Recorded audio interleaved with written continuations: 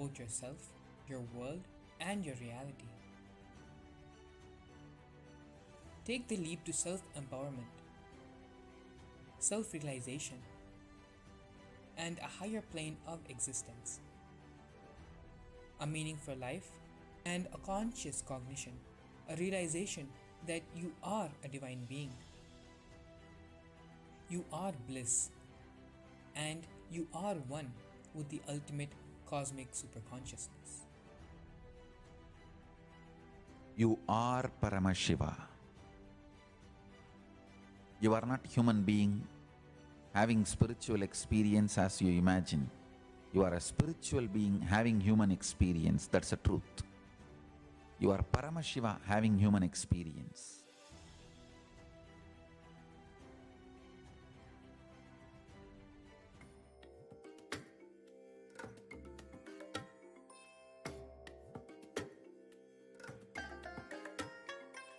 I bless you all. Let you all open all your three eyes and manifest the powers of Mahasadashiva. Om Nithyananda Paramashivoham. Om Nithyananda Paramashivoham. Om Nithyananda Paramashivoham. Om Nithyananda Paramashivoham. Om Nithyanandam Paramasukadam Kevalam Jnanamurtim Adhyam Gagana Sadrisham Tattvamasyaadhilaksham Ekam Nityam Vimalamachalam Sarvadhi Sakshibhutam Bhavadhitam Trigunarhitam Sadgurum Tam Namami. Nithyanam, everyone. We welcome you all to this year's Pacchai Vratham program, which has been going on for many days now, which is initiated and is happening under the guidance of the Supreme Pontiff of Hinduism and which is being observed by the whole of Kailasa. The Pacchai Vratham, as we all already know, is followed by Devi Parashakti Mariamman herself for the purpose of raising the superconscious energy of every individual and the humanity as a whole. The Pacchai Vratham is one of the religious fastings which many are there in Hinduism. This is one of the religious fasting which we are observing this month for 28 days, which has already been started and which is continuing and going on. The Supreme Pontiff of Hinduism, in an effort to reach and accomplish the 17 sustained goals of the United Nations through the revival of the authentic Hinduism in the form of Kailasa, which is the first Hindu nation, the Supreme Pontiff of Hinduism is teaching, sharing the importance, and initiating us all into Pacchai Vratham. To achieve this reality, the Pacchai multiple benefits for observing the Vratham. The science of Kaikalpa. After that, the grace of Ganapati, the grace of Paramashiva, the grace of Paramashiva Shakti, Mariamman, are all bestowed on those who are observing the Vratham. Moreover, you start becoming a channel, a medium for the powers of Paramashiva to start manifesting through you. Every year, the Vratham, the Pacchai Vratham, starts on the last Sunday of the Masi month, the Tamil month of Masi. And the Pacchai Vratham ends on the last Sunday of the Tamil month of Famui. From Sunday to Sunday, it is during these 28 days, the Pacchai Vratham is observed by Devi Parashakti herself for the welfare of her devotees. Mahamari Parashakti represents the self-purification of the entire Prakriti. The Supreme Pontiff of Hinduism gives a very beautiful description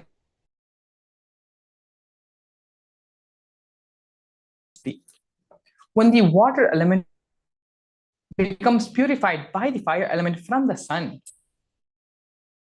showering as rain. The rain then purifies the earth.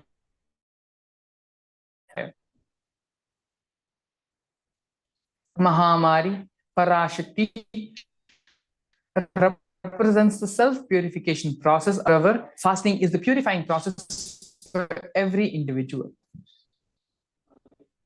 During the Vratham period every year, Mahamari Parashakti, she herself observes the Pacchai Vratham, thereby not only purifying the entire Prakriti, but also offering each and every one of us the opportunity to purify our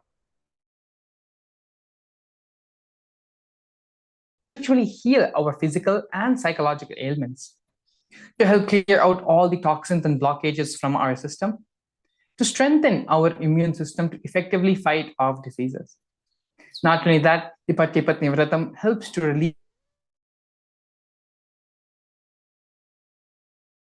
anxiety and mental tension. Some of the benefits of our body create a space for parting of the whole world to happen when they manifest. All prepare to receive the signs of immortality, receive the blessings of the goddess to stay protected.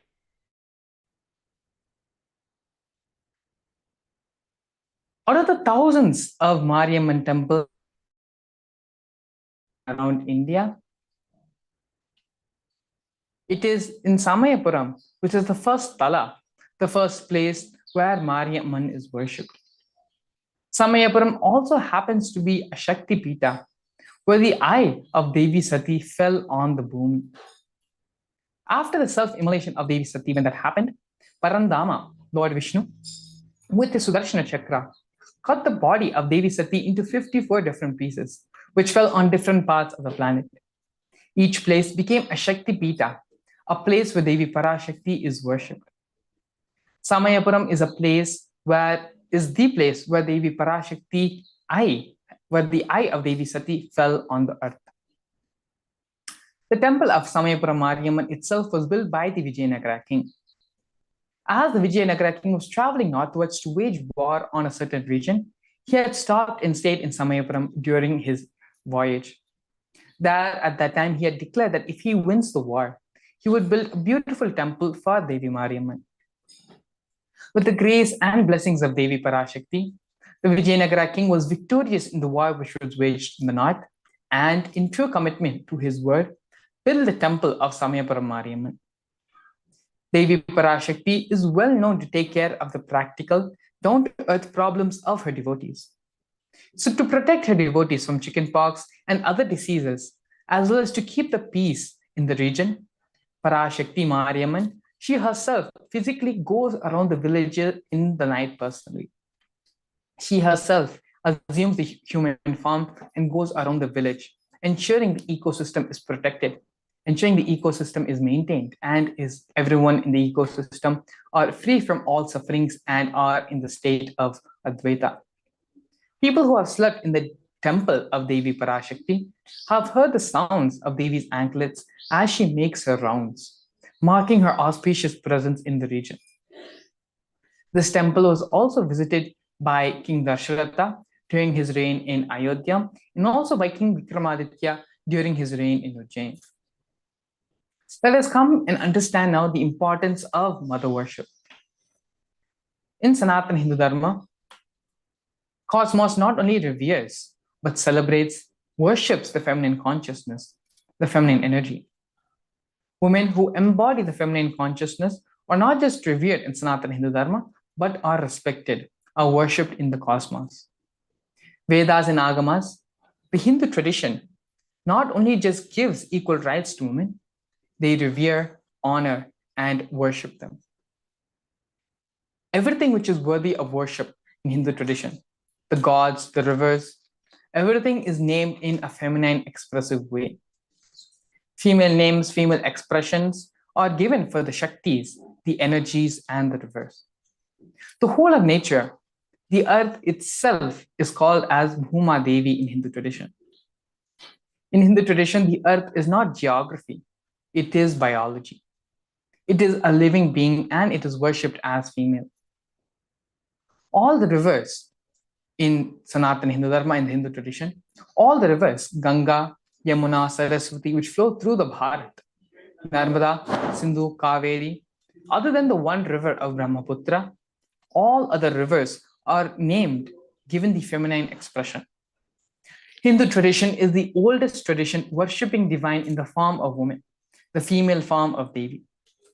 Hinduism has a separate sampradaya itself dedicated to worshipping the divine in the form of woman, which is the Shakta Sampradaya, worshipping the feminine energy as the highest primordial source of divinity. Worshipping God in the form of woman exists in Hindu tradition. It is not just that Hindu tradition gives equal right to women, it is much more than that, honors them and above all worships them. Again and again and again, the Vedagamas repeat that wherever women are pleased, wherever women are worshipped, all gods reside there with bliss and joy. In the Vedic tradition, this is called as Matru Rupena Samsthita. This is actually beautifully depicted, this cognition, this principle in Sanatana Hindu Dharma is beautifully depicted in the Chandi part, the Chandi Parayana, which is 300 verses extolling the glory of Devi Durga. So the verse goes, Ya Devi Sarva Bhuteshu Matra Rupena Samsthita Namastasye Namastasye Namastasye Namo Namaha. O Devi, who is residing in all beings, whatever exists in the form of ultimate creativity, Mother, who is residing, I bow down, I bow down, I bow down, I surrender.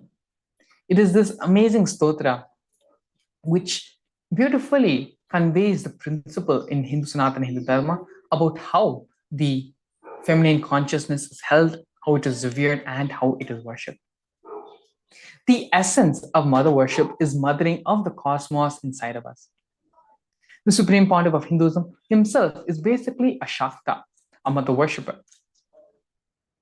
The Supreme Pontiff of Hinduism became enlightened by the Shakta tradition, by the worship of the mother. Because your whole biomemory happens through the mother. Always the energy expression happens only in the mother worship. In all other bhavas, it takes a lot of time to experience the energy expression. But the Matru Bhava makes the energy expression very quick and very strong. While you may be in the body of a male or you may be in the body of a female, that itself doesn't matter. But when you start mothering the cosmos inside of you, you will become the cosmic mother. Mother worship is a different tradition of enlightenment in Sanatana Hindu Dharma. It is not based on any social law. The masculine part is always social based, but the feminine part is completely enlightenment based. So whatever religion you may belong to, explore the feminine worship part of that religion. The first and foremost relationship in our life is the relationship with our mother. Our ability to learn, even idea to relate, starts with our relationship with our mother. How to relate starts with our mother. Our idea, our ability, the way we start connecting with life.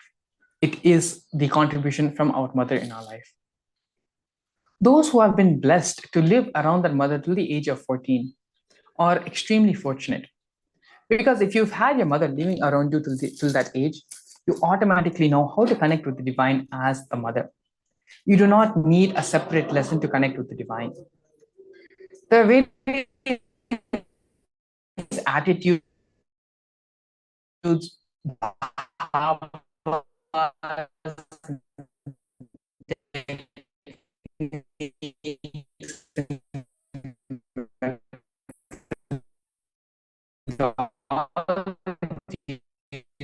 to connect with the divine, to connect with the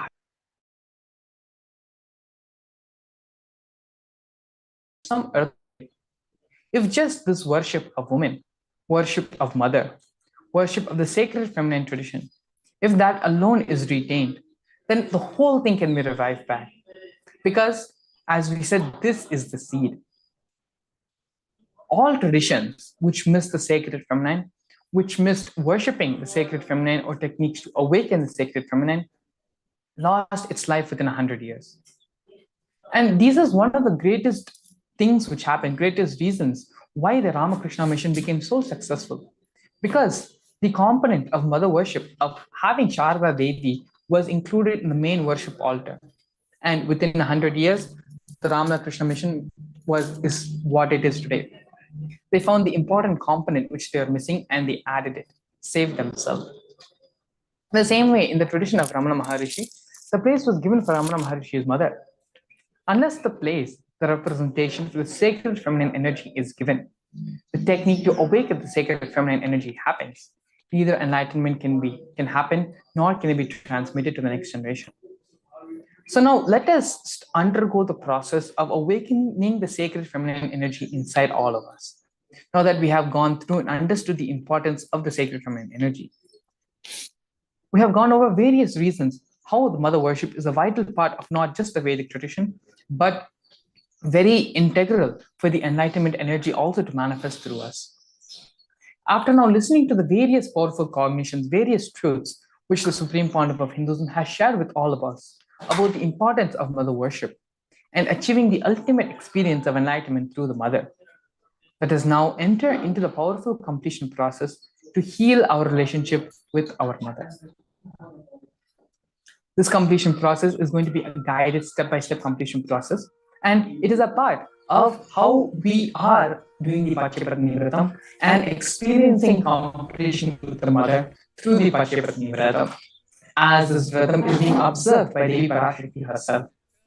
Now, the completion process which we're going to be doing is going to be happening through 4 different steps. Many of you may already be familiar with the completion process. This completion process is tailored specifically to having the completion with the mother. And when we say mother, it is not just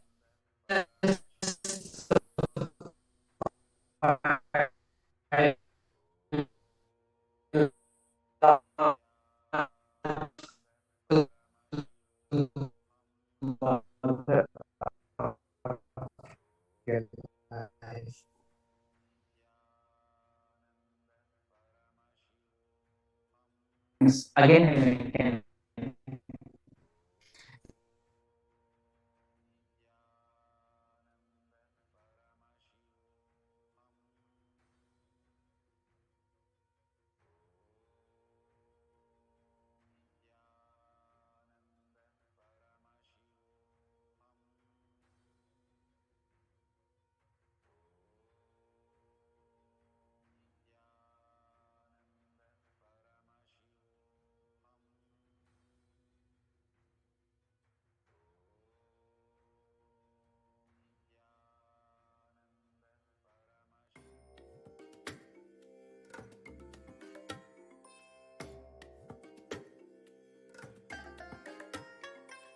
I bless you all. Let you all open all your 3 eyes.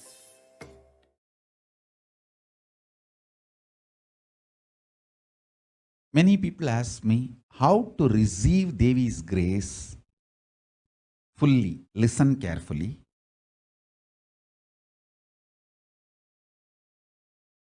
Be very clear. Literally, you are seeing Paramashiva and Parashakti at that moment. She is there in your screen. So always receive them very traditionally. Keep 2 betel leaf, 1 banana, 1 betel nut in front of the screen. You watch Devi. 1 coin. It can be lowest unit available for you. It can be $1 or even 1 cent is okay. Coin. Coin is the traditional dakshina given in Hindu tradition. It can be lowest value. If you are in India, it can be 25 paise or 10 paise, or even if you get 1 paise coin, that is okay. If you are in US, it can be even quarter or even a cent. If you get a cent coin, that is also okay. Keep a coin. Coin is considered to be traditional dakshina. 1 betel nut, 2 betel leaf, 1 banana, 1 lowest minimum possible coin available for you. Offer that to Devi. That's the way the dakshina is offered traditionally. And after the darshan is over, do namaskar and eat that banana, betel leaf and betel nut. Take it as a prasadam immediately. That coin, collect, then send it to our temple, maybe the Los Angeles temple. You can send it. Keep minimum coin. I am not trying to monetize, please understand. You can keep 1 cent. But the traditional respect is giving some minimum coin. Especially women, Devi, when she comes,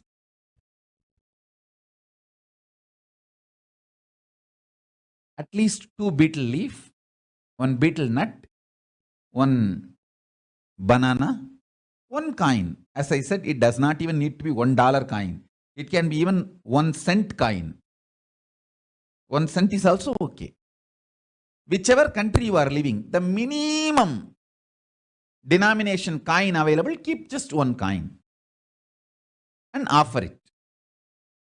After the darshan is done, eat that betel leaf and betel nut, banana. The coin, send it to nearest temple. Los Angeles is best as a dakshina. That's it. Listen, this betel leaf, betel nut may look too small, but once you start this, you will understand in few days how much it adds to your sentiment that really she is there. You will not take the Devi darshan for granted. That is why this betel leaf, betel nut. Listen carefully. Rituals will break your monotonous, unconscious mentality, lifestyle, and it will remind you and raise you to the powerful cognition. It will break your unconscious behavior. After 2-3 days, you forget you are having Devi in the screen from Kailasa appearing directly. This 2 betel leaf will remind you, hey, Devi is appearing on the screen. You are receiving her ritualistically. That is why I am saying, I am not even expecting you to keep $1. Keep 1 cent. So 100 days, if you see darshan, only then it will get added up into $1. I think 1 cent is, 100 cent is $1. That's what I think. I don't know the. So keep even 1 cent is okay. If you are in India, you can keep even 1 paise or 10 paise, whatever minimum coin available, you can keep. But this betel leaf, betel nut, banana and this coin, don't forget. It can even be dry leaf, that is okay.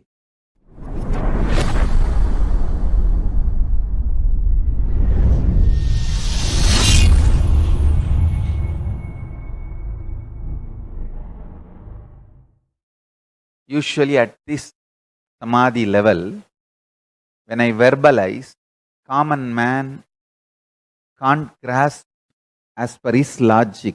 So he will have his own confusion, misinterpretation. So I'll wait for a little more settling down so it can be verbalized into your language.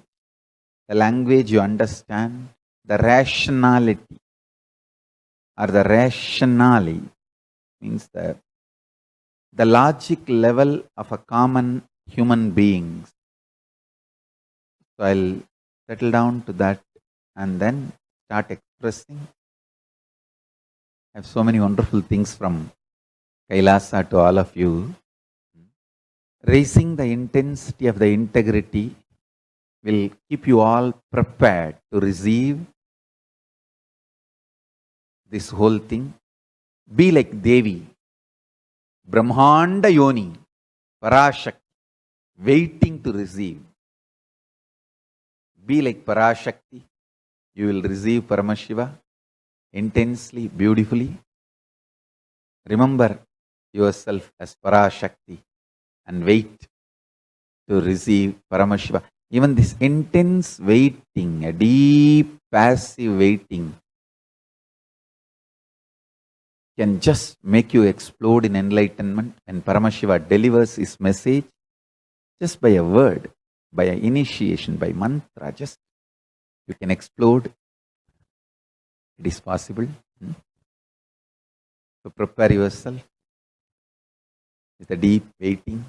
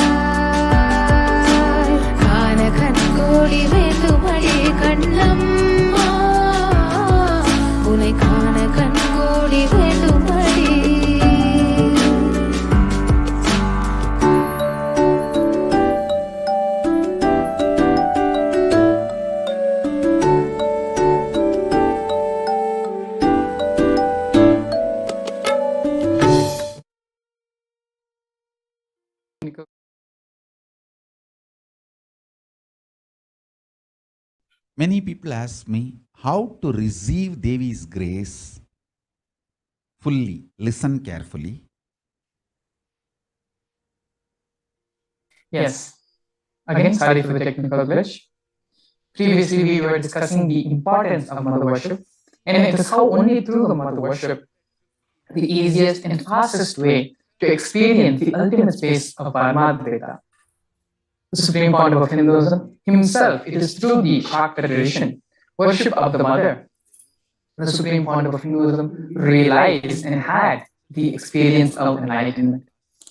And so now we are entering into the completion process to identify the root art patterns in completions with all the different mother figures of our life. And so that by completing these incompletions, we can establish and have the space of completion within ourselves as well. The Supreme Pontiff of Hinduism says again and again that the incompletions which we have with our mother, the incompletions which we have with our father, it is the same incompletion which we will project on the cosmic father and the cosmic mother as well, which will project on the Guru and the divine. And so now, with this powerful cognition, with this understanding, let us enter into the completion process. For the completion process, it is highly recommended that you have a paper and pen. And because writing this down has a different effect than simply typing it out and having it on any one of your devices. So it is now time to create the right Vatavarna, white space to do the completion process. So if you need to switch on a couple of lights in your room, please take the time to do so. If you need to close the windows, close the doors to stop all the distractions, put your devices in do not disturb mode, take the time to do that as well. And get your pen and paper, and then you can start the completion process. So the first step of the completion process is to identify the root incident where these incompletions had started. At what age? Usually these incidences happen before the age of 7, 6, 5, 4. These are the ages usually the root patterns start forming in all of us. So as you are penning down, be as detailed as possible. What happened? Who were all present there? What transpired in the situation, in the event? And due to that situation, what were the various cognitions, thought currents you developed because of that? As a 4-year-old child or as a 5-year-old child, what were the various thought patterns, thought currents which you developed at that age because of that incident? Let us take the time now to sit and pen down because of this incident, all the pain patterns which formed because of this incident. Let us know. And please make sure that you write as detailed as possible, as much as you can remember, whatever the incidents may be with any of the mother figures in your life.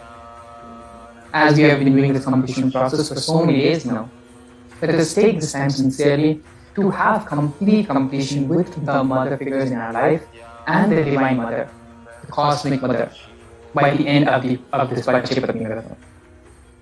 And so now, let us pick up the pen and paper and let us start and enter into the completion process. In the background, very lightly, the Mahavakyam music is going to be played for you, as well as the instructions are being projected on the screen as well. So yes, let us now start the completion process.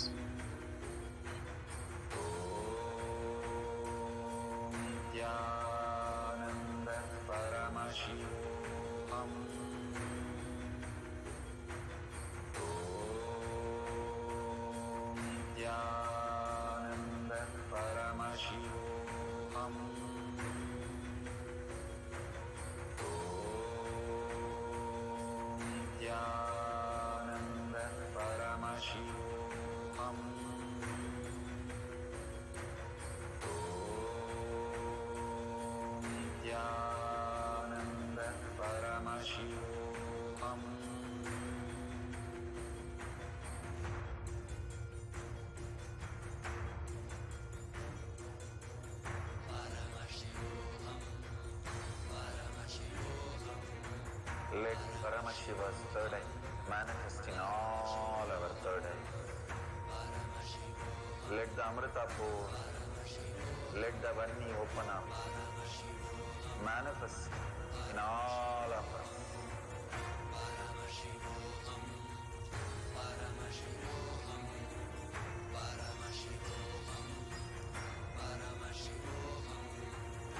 Let Paramashiva overflow, manifest the powers in all our third eyes.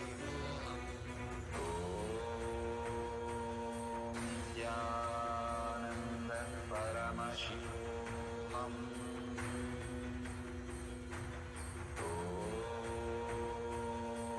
Nithyananda Paramashivoham.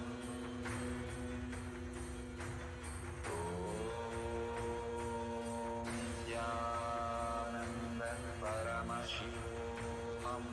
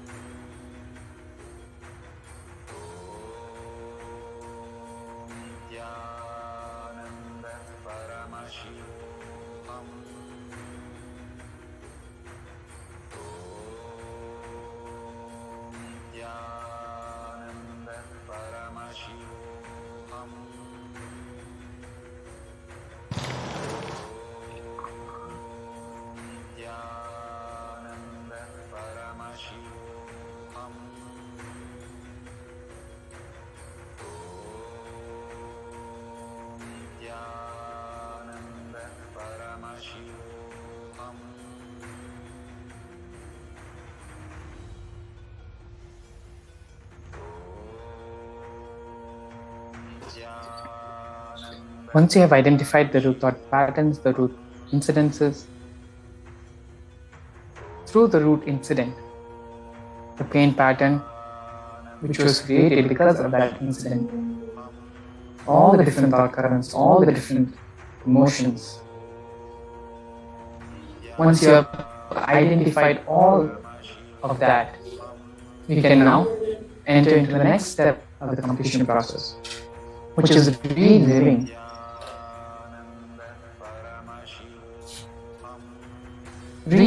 this incident in our inner space 5 times. And so now here the key word is to relive and not remember. So what is the difference between reliving and remembering? Well, when we remember an incident, we are remembering it, we are cognizing it, we are understanding that incident from our current understanding of life, from our current whatever understandings of missions, the way we relate with life, right? We are remembering the incident more and more in completion. Either guilt, anger, frustration, blaming life for what had happened. By remembering this incident, completion is never going to happen. Completion can only happen when we relive this incident. And so what does reliving mean? Reliving means to re-experience, go through the incident as it happened so many years back. Whether you were 5, whether you were 4 or 6, whatever your age was, relive the incident from the same cognition you had as a 4-year-old child. Relive the incident with whatever cognition you had as a 6-year-old child. Whatever your cognition was at the time of the incident, relive the incident from that mindset, from that cognition, from those thought currents. The problem, the pain never gets relieved then. It only continues, it only builds. It never gets completed. Completion is all about removing the hangover of the past in our present. And so only by reliving this experience as the 4-year-old child, as the 5-year-old child, only by reliving this experience does the completion start happening in your system.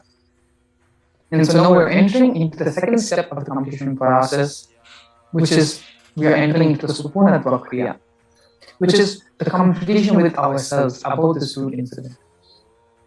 The instructions are going to be projected on the screen as well for the Supurnatva Kriya.